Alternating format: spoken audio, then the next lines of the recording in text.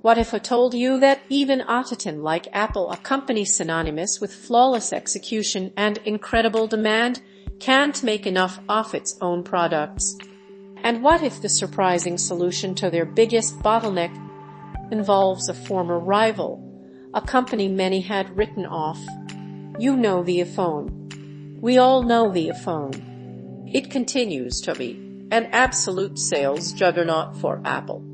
In the first quarter of fiscal 2026, iPhone revenue did just grow. It soared by 23% year-over-year, marking the best ever performance for Apple's flagship device. That's incredible. But here's the kicker: those sales could have been even better. Apple's CEO, Tim Cook, didn't mince words during a recent earnings call. He essentially told us, "We are leaving money on the table."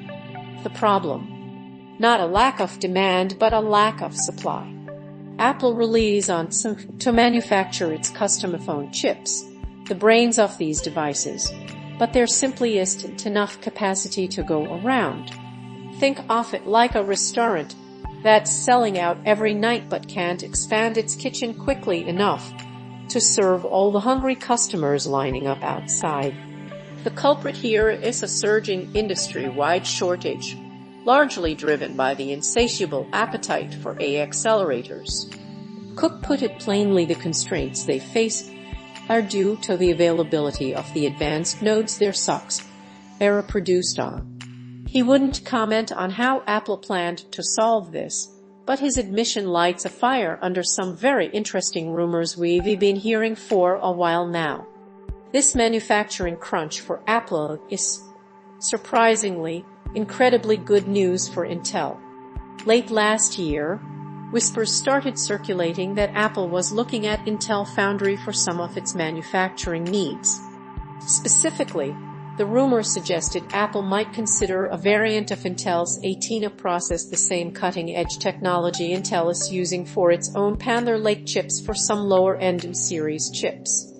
Now, these whispers are looking a lot more like a potential reality. Other analysts have actually upgraded Intel stock based partly on this apparent progress. The rumor mill even expanded to include Apple potentially using Intel upcoming 14A process for some phone chips as early as 2028. While no deal has officially been announced, everything points in that direction. Tim Cook's candid comments about manufacturing constraints amid booming phone demand certainly lend a lot of legitimacy to these reports. And consider this: Apple is reportedly no longer its largest customer. This means they might be losing some of those special privileges they've enjoyed at the foundry for years.